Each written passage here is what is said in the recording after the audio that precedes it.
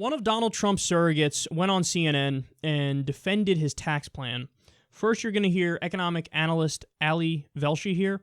Then listen to this incredible response from Trump's guy. He gets his expenditure increases and his tax decreases. We'll have a budgetary hole of about $9 trillion extra. And Donald Trump says we'll take care of that with economic growth because people will pay less taxes. They'll feel great about the economy. Companies will employ people. That is classic sort of trickle-down economics, which actually hasn't worked over the last 10 or 15 years. So it doesn't, to be able to suggest that growth makes up for overspending or undertaxing is sort of preposterous and remarkably risky. Joe, respond to that. Well, I disagree. I think Ali's point kind of looks at the economy as a static model in today's numbers. I think some nonpartisan groups like the Americans for Tax Reform and the Tax Foundation have also analyzed not Donald Trump's plan yet, but the House Republicans' plan, which this seems to be sort of based on, and they say the number is actually a $191 billion deficit, to which they address with some new taxes on imports and some elimination of deductions. So I don't think this is as pie in the sky as Ali is making out to seem. And I think the trickle-down economics has actually worked. We have a vice presidential candidate, Mike Pence, who actually used the lower corporate tax rate, lower income tax rate, and saw 150,000 new jobs in Indiana during the time he was governor. I think that's part and parcel to some of his work. Well, there you have it. Trump's team. Trickle-down economics works.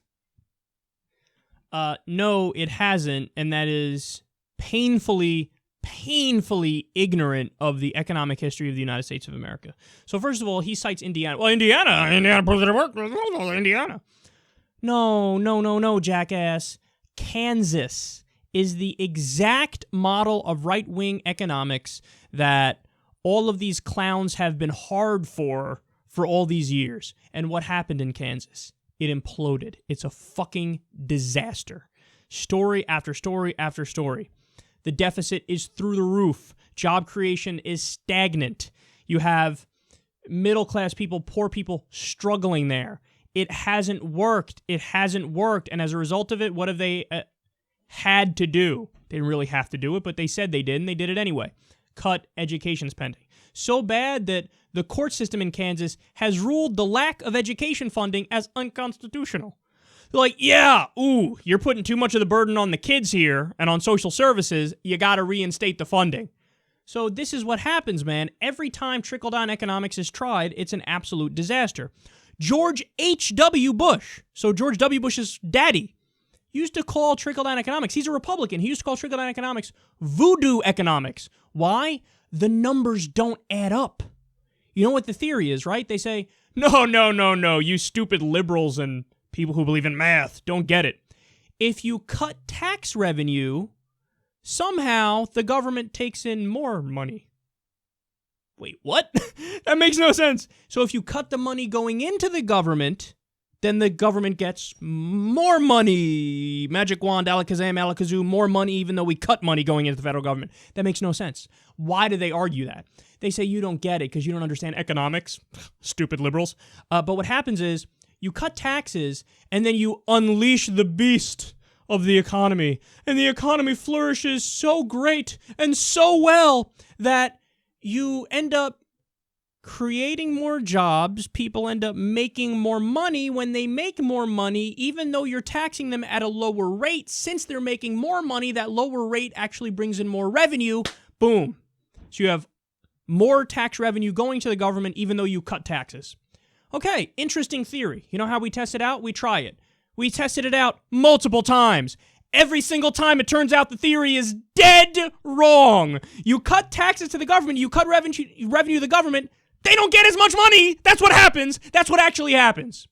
Now, there's another aspect to trickle-down economics, massive deregulation. Trump said in his tax plan, I'm going to freeze all new government regulations.